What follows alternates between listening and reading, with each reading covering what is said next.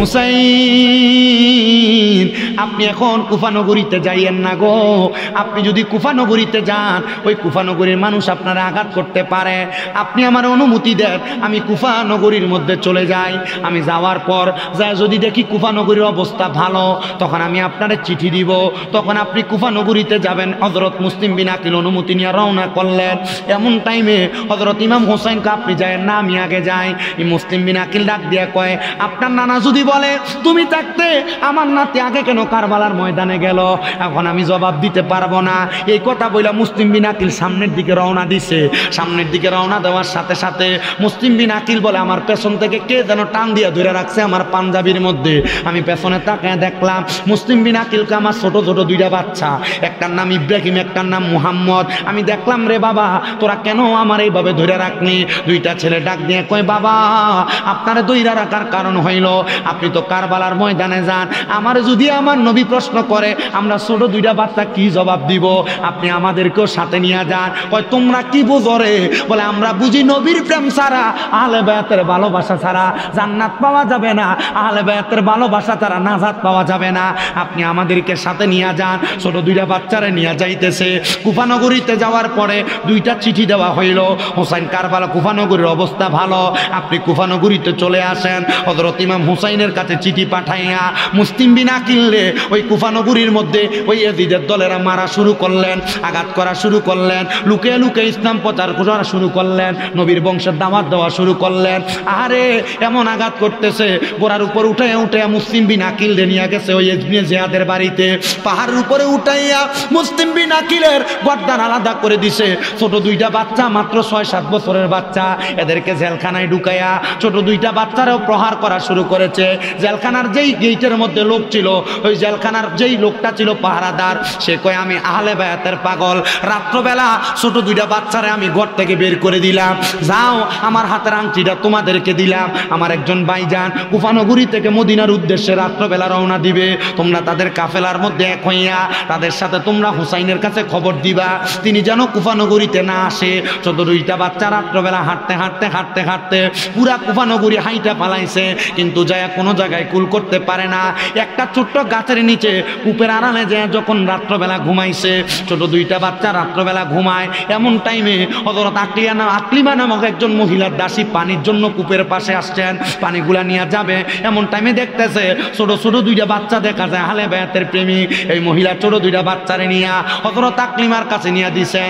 আকলিমা কয় হাই রে আহলে বায়াতের ছোট দুইটা বাচ্চা মুসলিম বিন আকিলরে মারা কইছে, ছোট দুইটা বাচ্চারে যদি ইবনে জিয়াদ পাই এদিত পায় তারারও মাইরা ফালাইব। এই কথা চিন্তা কইরা আকলিমা তার ঘরের মধ্যে ঘুম পাড়ায় রাখছে। গভীর রাত্রে ওই আকলিমার স্বামীটা এসে ডাক দিয়ে কয় হে আমার স্ত্রী তুমি কি ছোট দুইটা বাচ্চার খবর জানো? ইবনে জিয়াদ খবর দিছে ছোট দুইটা বাচ্চারে যদি কেউ নিয়ে দিতে পারে তাহলে ইবনে জিয়াদ তারে 100টা উট উপহার দিব। নবীর বংশরে ধরে নিয়ে দিলে উট দিব। এ স্বামী আপনি বুঝিয়ে কাম করতেছেন? বলে হ্যাঁ।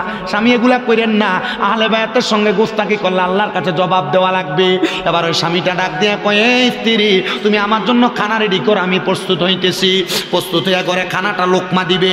এমন টাইমে ছোট ছোট দুইটা বাচ্চার কান্নার আওয়াজ শুনতে পাইলেন। এবার ঘরের দরজাটা আড়াল থেকে খুইলা লক্ষ্য করে দেখে যে মুসলিম বিন আকিলের ছোট দুইটা বাচ্চা লুকিয়ে গেছে। এই দুইটা বাচ্চারে তার সামনে পায়ে গেছে।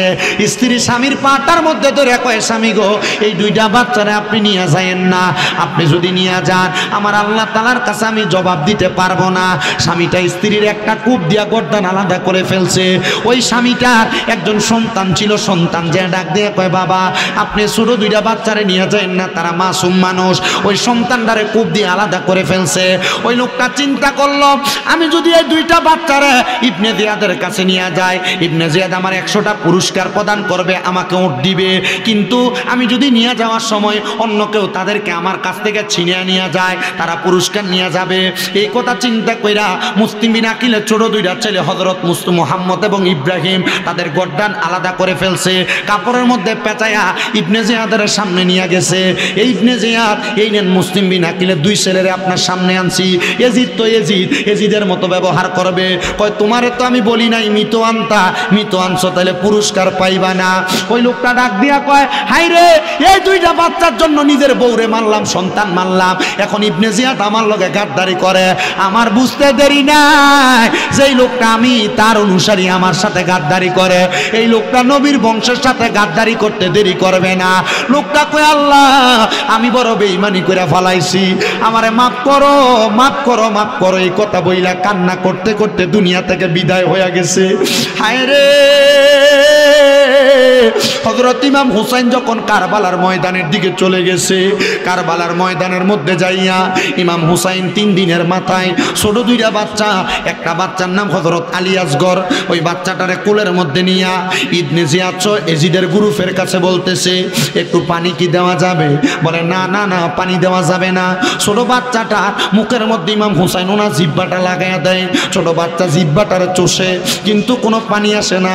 ইমাম হুসাইনের স্ত্রী সাহারা বানো ডাক দিয়ে কয় স্বামী আপনি যাইয়া দেখেন না আমাদের সাথে তাদের দুশ্মনী, ছোট বাচ্চার সাথে কোনো দুশ্মনী নাই। গেছে রে, যাইতে যাইতে ওই তুরা পুরাত নদীর পারে যখন গেছে যা বলতেছে একটু পানি কি দিতে পারবা? তারা পানি দিবে বলে সামনে নিছে, কিন্তু ছোট বাচ্চা আলী আসগরের মুখে যখন পানি দিবে ওই ইবনে জিয়াদের লোকেরা দূর থেকে একটা তীর মেরা দিছে। নবীর কলিজার টুকরা নাতির পন্থী হযরত আলী আসগরের বুকটা বরাবর ওই তীরটা লাইগা গেছে। কত পশু পাখি পানি খায় কিন্তু নবীর বংশ পানি পায় না।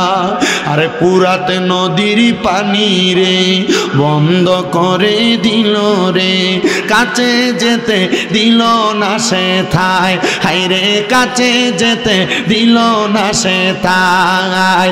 পশু পাখি খাইল কেহ বাধা না দিল, বাধা শুধু আজগরের বেলায়, বাধা শুধু আজগরের বেলায়।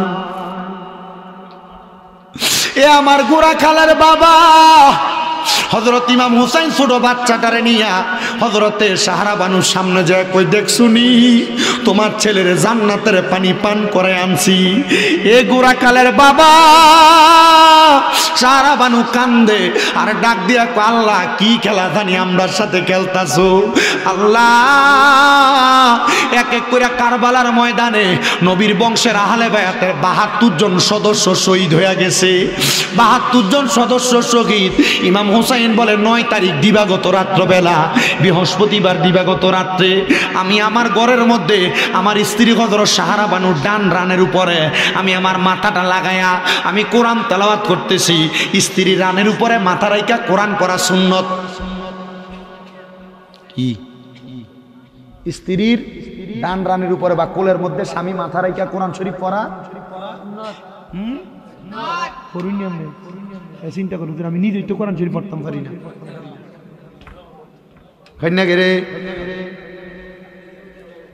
নিজে পড়তাম পারি না, আমি পড়বো কেমন? শোনো দারুল কেরাত আছে না এলাকায়? রমজানে হয় না? বুড়ারা যাইতো শোনো আমি বুড়ো হয়ে গেছি গা, আমি কোরআন পড়তাম কেমনে? কিন্তু বুড়া বেটা দেখবেন সকালবেলা 2 জুন কাটে ঘাস, 2 উড়া কাটে ঘাস, এ কোরআন শিখতে চান। বুড়া হন মুরব্বী হন যুবক হন রমজান মাসে দারুল কেরাতে ভর্তি হয়ে যাবে গা। বুড়া কালে কি দারুল কেরাতে ফললে অসুবিধা আছে না? আছে অসুবিধা। তুমি তার একটা লাগাও ফেসটা, আল্লাহ কবুল করতো। আমিন। আরো জোরে কোন আমিন। দারুল কেরাতে পড়তাই না? শোনো আপনারা যারা মা বাবা আছেন সন্তানদেরকে আগে দারুল কেরাতে কোরআন শরীফটা সহিভাবে কোরআনটা শিখিয়ে। কেন জানেন? এটার কারণ বইলা দিই।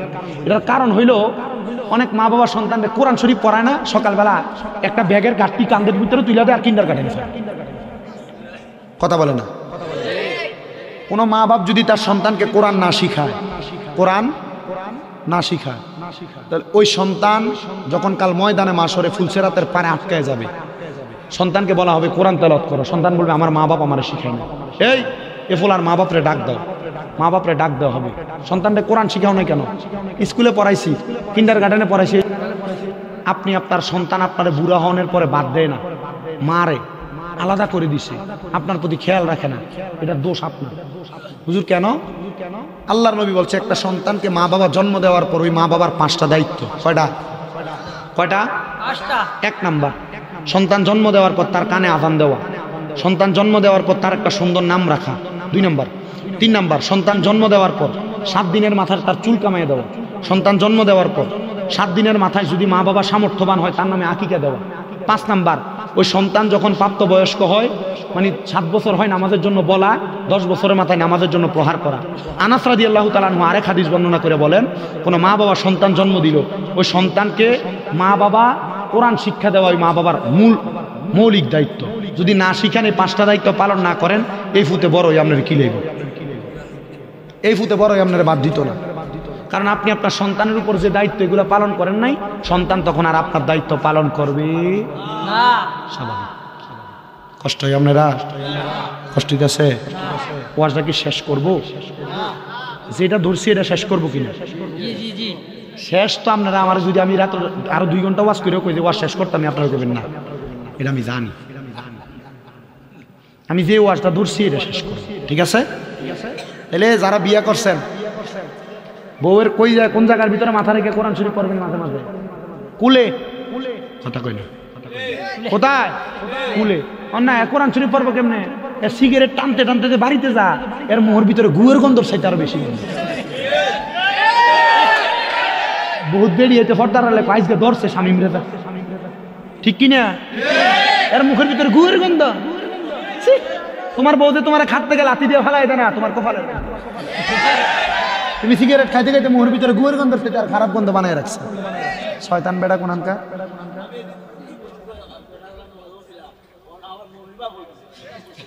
মানে বেটার মাত বুঝছেন না আপনারা?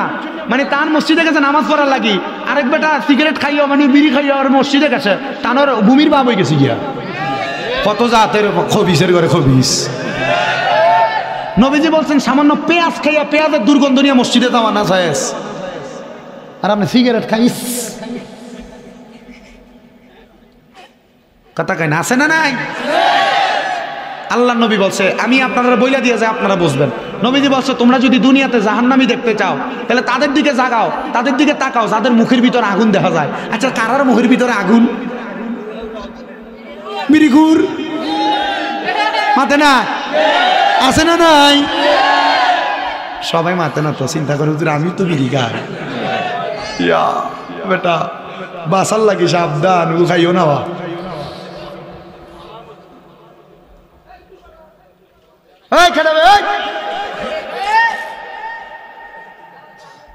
আমার সেটা তার ধরে আনতে যা না, আছে আপনার কষ্ট হইতেছে, শূন্য হইবনি সবাই। পটলানি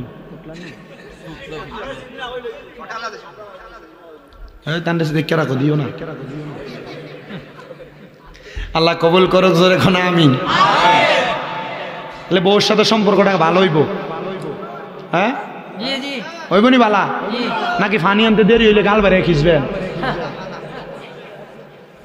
মারবে? নবীজি বলছেন, তোমরা তোমাদের স্ত্রীদের গালের মধ্যে মাইরো না।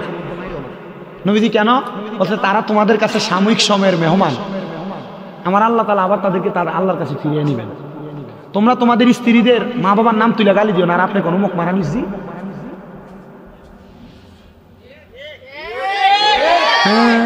এমাতে না কয়েকটা ঠিক কয় না, চিন্তা করতেছে ঠিক কেমনে কম, আমি তো এক কোণে গাইলে মা ফিলে বইছি। কষ্ট নিছেন মনে, কষ্ট নিন না ভাই সাহেব, গাইলে না নি? নবীজি বলছেন, তোমরা তোমাদের স্ত্রীদের মা বাবার নাম তুলে গালি দিও না। নবীজি কেন? নবী বলছে, আমি মহিলাদের বাবা। মারহাবা। নবীজি মহিলাদের কিতা বলছেন?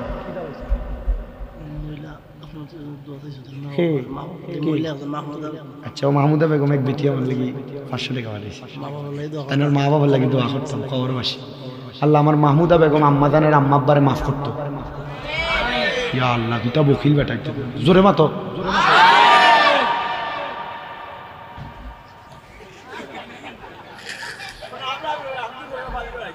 তুমি চিনি পাইবা না, আর জোরে কোন আমিন না। এটা দিয়ে দিলে এখন দিয়েন না, নামার সময় এরপরে, কারণ এখন ওয়াজে ডিস্টার্ব হবে। তুমি বউ বাপ এখন আদিয়ার দিয়ে লই আইও না। যেই কথা বলতেছিলাম, আপনারা আপনাদের স্ত্রীদের সঙ্গে খারাপ ব্যবহার করবেন না, বাজে ব্যবহার করবেন না, গালি দিবেন না। মারবেন না। মাঝে মাঝে যদি বাঁকা হয়ে যায়, জানেনই তো আল্লাহ তাআলা নারীদেরকে আদম আলাইহিস সালাতু ওয়াস সালামের বাম পাজরের বাঁকা হাড্ডি দিয়া বানাইছে। এদেরকে বেশি শাসন করলে এরা বাঁকা হয়ে যাবে, আবার বেশি ছাইরা দিলে এরা আবার উঠতে থাকবে। এমনভাবে চালাইবেন, একটু বেশি বেশি করে ফার্ম দিবেন। ঠিক আছে নিবা, দরকার আছে নিবা। আল্লাহ যেন কবুল করে, জোরে কোন আমি। যদি কোনোদিন কয় তুমি ওই বেড়ির দিকে চাইছো কেন, আমার এত সুন্দর বউ ঘরে থাকতে আমি অন্য বেড়ির দিকে সামু, কাম দিয়ে দিবেন। আল্লাহ নবী বলছে তোমরা স্ত্রীদেরকে সুন্দর সুন্দর নামে ডাকো। আরে বুড়া দেয় বাজ্যে বেড়ি ডাক দে, এ বুড়ি ডাক দিননি কোনো। সিটাং এক মাহফিলে ওয়াজ করতেছি বাইজি, আমি কইলাম বুড়া কি ডাকেন, ও না আমি সখী করে ডাকি। গাড়ি বিলাতি বেড়া কিতা করে ডাকে, সখী। সুন্দর নামে ডাকবা, ডাকবাইনি বউরে কিতা নামে ডাকবা, দেখো ও নাম ওলা নাম গালি উলি দিও না বাবা, দিবাইনি কোনো। আল্লাহ আমরা বহুত হেফাজতে রাখতো। ইয়া আর আমি আমার মা বোনদের কাছে বলছি, মা স্বামী মানুষ কাজকর্ম করে, কষ্ট করে বাড়িতে আসে। আপনি আপনার স্বামী বাড়িতে আসার সাথে সাথে আপনার শাশুড়ির নামে ফেসলা গেলেন না, কানে কানে আপনার ননদের নামে এটা সেটা বললেন না। যারা ভদ্র মহিলা, নবীজি বলছেন এ ভালো মহিলাগুলা পানির মতো। কিসের মতো? নবীজি মহিলারা কি ভালো কইছে, পানির মতো। নবীজি কেন বলে, পানি যেই পাত্রে রাখা হবে ওই পাত্রে থাকবে। একটা মহিলা যদি পানির মতো হয়ে যায়, মানে স্বামীর বাড়িতে ননদে কি বললো, শাশুড়ি কি বললো, শ্বশুর কি বললো, এগুলাতে কান্না দিয়া এখান দিয়ে ঢুকাইছে আর ওইখান দিয়ে বাইর করছে। স্বামীকে স্বামীর মতো বুঝ, শ্বশুর শাশুড়িকে তাদের মতো বুঝ দিয়া ওই মহিলা যদি পানির মতো ওই পাত্রে থাকতে পারে, তাহলে আল্লাহ তাআলা এই মহিলাকে জান্নাতের ভিতরে এমন খেদমত দিবে, এই মহিলার শ্বশুর শাশুড়িও তাকে থাকবে। এই জন্য মা বোন, আপনাদের কাছে আমার আবদার, আপনারা দুনিয়ার জমিনের ভিতরে স্বামীর সাথে একটু ঝগড়া পাসাদ করেন না, দ্বন্দ্ব করেন না, স্বামীর কাছে কানে কানে ফুটুর ফাটুর লাগাইয়েন না। দেখবেন আপনার সংসার সুন্দর হয়ে যাবে, একটা জান্নাত হয়ে যাবে। এই সংসারের ভিতরে যদি বউ যদি অশান্তি করে, এটা একটা জাহান্নাম। ভাইসা মাতে না। আর যদি বউ যদি কারো বালা ফইরা জাগা, তাহলে এই সংসার জান্নাত। নবীজি বলছেন পুরুষদেরকে জান্নাতের স্বাদ আল্লাহ তাআলা স্ত্রীর মাধ্যমে দিচ্ছে, আবার জাহান্নামের স্বাদ আল্লাহ বউয়ের মাধ্যমে দেয়। বউ যদি বালা না পড়ে, সংসারটারে নরক বানাইয়া দেয়। কথা কোন ঠিক কিনা? আশেক বলতেছে, সংসার সংসার কইরা ববে গো, করলি না বন্দিগি,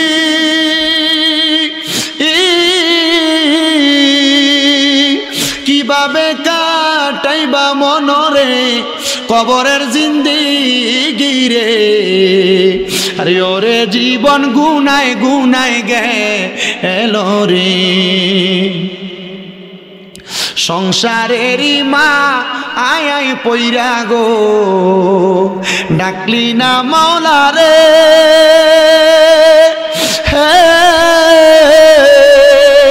হিসাবে কিন্তু দিতে হবে গো, কবর হাসরে রে। আরে ওরে জীবন গুনায় গুনায় গেল রে। আরে বাড়ির পাশে পুকুর পারে গো, বাঁধবি সুখের গো, বাইও নাই তোর বা আন্দব নাই রে, কে লইবে খবর রে। আরে ওরে জীবন গুনায় গুনায় গেল রে। বন্ধুরা রে আমার, হযরত ইমাম হুসাইন বলে 9 তারিখ দিবাগত রাত্র মুহররম মাসের আমি আমার স্ত্রী হযরতে সাহারা বানুর এই রানের উপরে মাথা রাইকা আমি কোরআন তেলাওয়াত করতেছিলাম। কোরআন তেলাওয়াত করতে করতে আমি ঘুমিয়ে গেছি। এমন টাইমে আমি স্বপ্ন দেখলাম একটা মহিলা সাদা রঙের পোশাক পইরা কারবালার ময়দানের মধ্যে আইসা পাথর কুড়ে কুড়ে সরাইতেছে। আমি জিগাইলাম কে গো আপনি? উনি আমার মাথার চুলগুলা সরাইয়া ডাক দিয়া কয় হুসাইন। আমি কইলাম তোমার আম্মা জান খাতুনে জান্নাত জান্নাত ফাতেমা, মাগো মা আপনি কেন এই জায়গার মধ্যে পাথর সরাইতেছেন? আমার নবীর কন্যা ফাতেমা ডাক দিয়া কয়, হোসাইন আগামীকালকে এই জায়গার মধ্যে তোমার শোয়া দেওয়া হবে, এই জায়গার মধ্যে তোমার শোয়া কতল করা হবে রে হোসাইন। মনে রাখবা হোসাইন, তোমার শরীরের মধ্যে কোনোদিন মশা মাছি বসে নাই, তোমার পিঠের মধ্যে যদি একবার একটা পাথর পড়ে আর তুমি যদি নানা কই একবার চিৎকার মারো, আমার নবী মদিনাতে থাকবে না, তুমি হোসাইনকে রক্ষা করার জন্য মদিনা থাইকার মধ্যে এই কারবালার ময়দানে চলে আসবে। হায়রে ও দুনিয়ার মুসলমান, হযরত ইমাম হোসেন কারবালার ময়দানে গেলেন যুদ্ধ করার জন্য। যুদ্ধ করতেছে, হোসাইনের তরবারি থেকে কেউ বাঁচতে পারে না। ইবনে জিয়াদের দলেরা ইমাম হোসাইনের গোড়ার পায়ের মধ্যে একটা তীর মাইরা দিছে। ইমাম হোসেন কারবালার ময়দানে হোসাইন রাদিয়াল্লাহু তাআলা আনহুর পেছন থেকে 21টা তীর মারছে। হোসাইন রাদিয়াল্লাহু তাআলা আনহুর শরীরের মধ্যে 82টা তরবারির আঘাত করছে। হোসাইন রাদিয়াল্লাহু তাআলা আনহুরে পেছন থেকে কাইট করে শোয়া ফালাইছে। হোসাইন কই আমারে 2 রাকাত নামাজ পড়ার সুযোগ দাও। ইমাম হোসেন 2 রাকাত নামাজ পড়তে লাগছে। 2 রাকাত নামাজের প্রথম রাকাতে 2টা সেজদা দিছে, দ্বিতীয় রাকাতে একটা সেজদা দিছে। ইবনে জিয়াদের দলেরা বলতেছে হোসেন যদি আরেক রাকাত নামাজ আদায় করে, আল্লাহর কসম মুসলমানের শক্তির নাম হলো আল্লাহু আকবার, মুসলমান তরবারি দিয়ে যুদ্ধ করে না। হোসেন আল্লাহু আকবার কই আরেকটা সেজদা দিলে হোসেনের তরবারি থেকে এজিদের দলেরা কেউ বাঁচতে পারবে না। তাকে দেখো এই সিলেটের জমিনের মধ্যে গোরগোবিন্দ বাদশা শাহজালাল ইয়ামিনের ঠেকায়া রাখতে চাইছে, আর হযরতে নাসিরউদ্দিন সিপাসালা আজান দিয়া গোরগোবিন্দ বাদশার রাজপ্রাসাদকে ধ্বংস করে দিছে। হযরতে শাহজালাল ইয়ামিনী তরবারি দিয়া যুদ্ধ করে নাই, শাহজালাল ইয়ামিনী আল্লাহু আকবার বলে যুদ্ধ করছে। আল্লাহ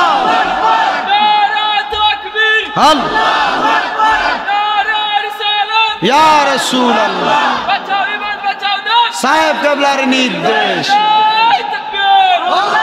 শাহজালালের তলোয়ার যখন মারহাবা।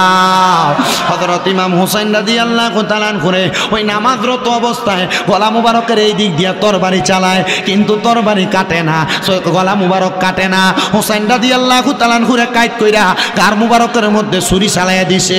হযরত আব্দুল্লাহ ইবনে আব্বাস রাদিয়াল্লাহু তাআলা যিনি তাফসীর ইবনে আব্বাসের লেখক, রইসুল মুফাসসিরিন, উনি বলতেছে 10 মুহররমে আমি মক্কা শরীফের হাতিমে কাবার সাথে হেলান দিয়া ঘুমাইতেছিলাম, এমন টাইমে স্বপ্ন দেখলাম আমার নবীজির মাথা মুবারকের চুলগুলা এলোমেলো অবস্থায়, ঠোঁট মুবারকের মধ্যে দুলাবালিয়া রক্ত লাগা।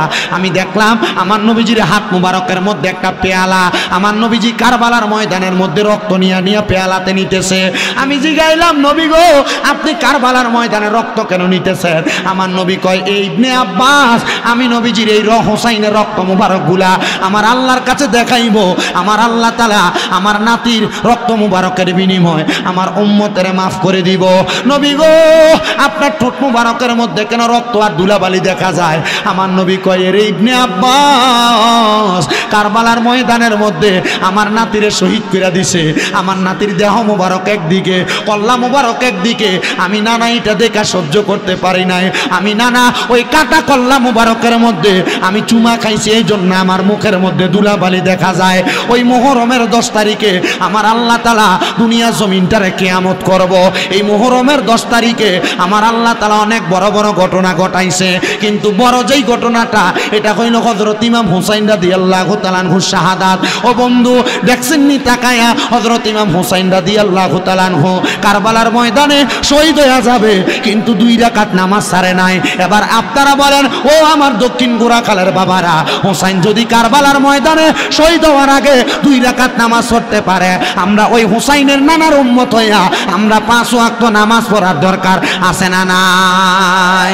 মুহররমের 10 তারিখে মুহররমের রিকে কি গটাইলেন রাব্বানা, হায়রে কি গটাইলেন, কলিজা ফাটিয়া যায় গো শুনিলে তার ঘটনা।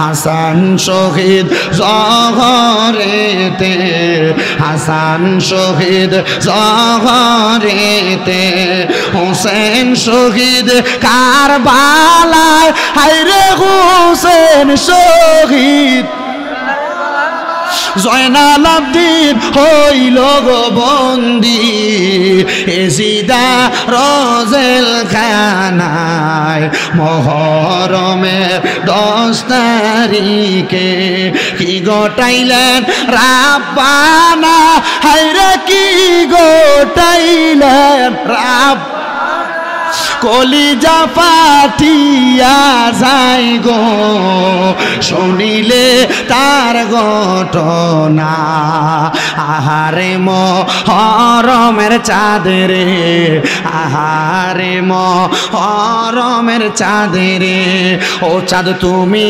দেখা দিও না ও চাঁদ তুমি দেখা দিও না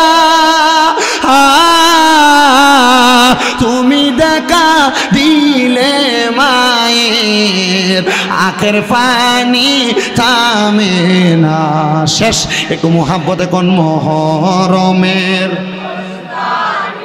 সবাই মনটা খুলে কোন না মহরমের কি গটাইলেন রাব্বানা হায়রে কি গো নে রাব কলিজা ফাটিয়া যায় গো শুনিলে তার ঘটনা আল্লাহ তাআলা ইমাম হুসাইনের শাহাদাতের বরকত আমরা দক্ষিণ গোরাখালবাসীরে দান করুক জোরে কোন আমিন আসলেন নবী এই দরাতে রহমত বরকত নিয়ে আসুন সবাই তাজিমে সালাম দেই ওই নবীরে ইয়া নবী সবাই মোহাব্বত একটু আল্লাহ তাআলার জিকির করেন আল্লাহ আল্লাহ আল্লাহ আল্লাহ আল্লাহ আল্লাহ আমার জায়গা হবে নি আমার মোরা লাশের লাইগা মসজিদের পাশে আমার কবর দিও কইরা আমার জায়গা হবে নেই মাশাআল্লাহ আল্লাহ আল্লাহ আমার জায়গা হবে নেই আমার মোরা লাশের লাইগা মসজিদের পাশে আমার কবর দিও কইরা আমার জায়গা হবে নেই মারহাবা আল্লাহ আল্লাহ আল্লাহ আল্লাহ করেন আল্লাহর শরম নাই আল্লাহ আল্লাহ জগতবাসী রে আমি যেই দিন যাব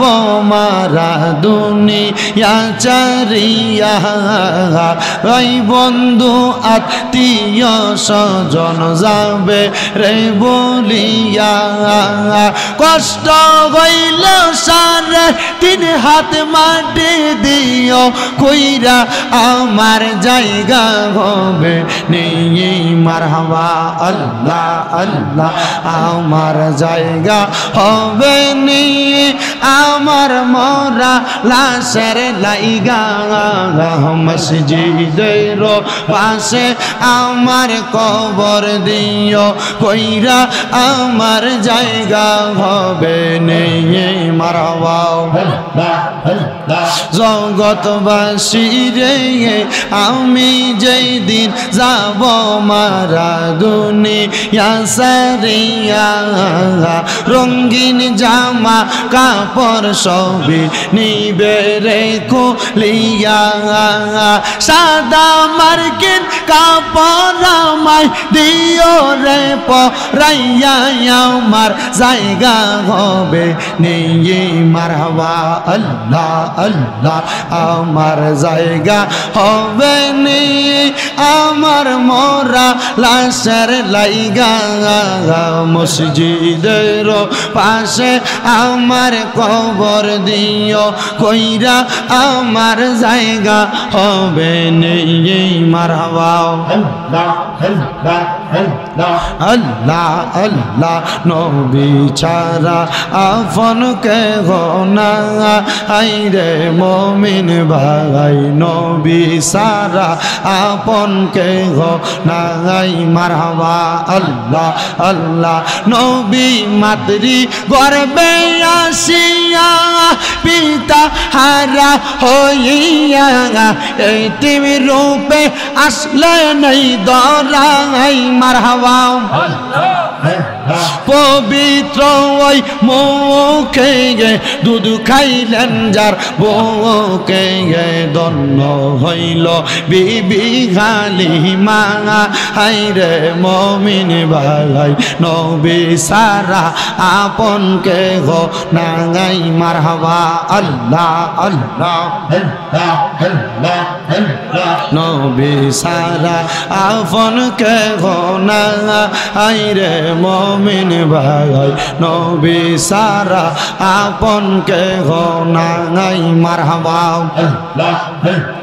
রাহমাতুল লিল আলামিন আপনি উম্মতের জাবিগিন গুনাহগার উম্মতের আপন জন মারহাবা উম্মতের লাগিয়া সাজদায় থাকবেন পড়িয়া উম্মত সারা কিছু বোঝেন না হাইরে মুমিন ভাই নবী সারা আপন কে গো নাই মারহাবা আল্লাহ আল্লাহ নবী সারা আপন কে গো নাই হাইরে মুমিন ভাই নবী সারা আপন কে গো নাই মারহাবা আল্লাহ জবান খুলে আল্লাহ ডাকে স্মরণ নাই আল্লাহ আল্লাহ তোমায় ডাক দিলে বলার পানে চাইও রে ও পানের মোহ মুর্শিদ রে তুমি ধীরে ধীরে ফিরে ফিরে চাগা আইও রে মারহাবা আল্লাহ আল্লাহ তুমি ধীরে ধীরে ফিরে ফিরে চাগা আইও রে মাশাআল্লাহ আল্লাহ আল্লাহ আল্লাহ আম পাতায় জাম পাতায় কত পানি জরে শেষ বিদায়ের গোসল দিব বড়ই পাতার জলে মারহাবা আল্লাহ আল্লাহ আতর গোলাপ সুরমা চন্দন ছিটাই দিব রে ও পানের মোহ মুর্শিদ রে তুমি ধীরে ধীরে ফিরে ফিরে চাগা আইও রে মারহাবা আল্লাহ আল্লাহ তোমায় ডাক দিলে শেখের দিকে চাগাইও রে ও পানের মোহ মুর্শিদ রে তুমি ধীরে ধীরে ফিরে ফিরে চাগা আইও রে মারহাবা আল্লাহ আল্লাহ আমার বিয়ার যাত্রী আমি চারজনারে দেখি আন্দার ঘরে নামাই দিয়া দিব আমায় ফাঁকি মারহাবা ওই কবর নূরের নবী আগাইব রে ও পানের মোহ মুর্শিদ রে তুমি ধীরে ধীরে ফিরে ফিরে চাগা আইও রে মাশাআল্লাহ আল্লাহ আল্লাহ আল্লাহ আল্লাহ এত ভালো বাসা দয়াল রে দয়াল কেমনে বইলা গেলি হাই রে মারহাবা আমি গোপনে কই রাও পিরিতি এখন কান্দি জগৎবাসী বাসি গো আমার অন্তরেতে জলে গইয়া গইয়া মারহাবা লা ইলাহা ইল্লাল্লাহ মুহাম্মাদুর রাসূলুল্লাহ সাল্লাল্লাহু আলাইহি ওয়াসাল্লাম।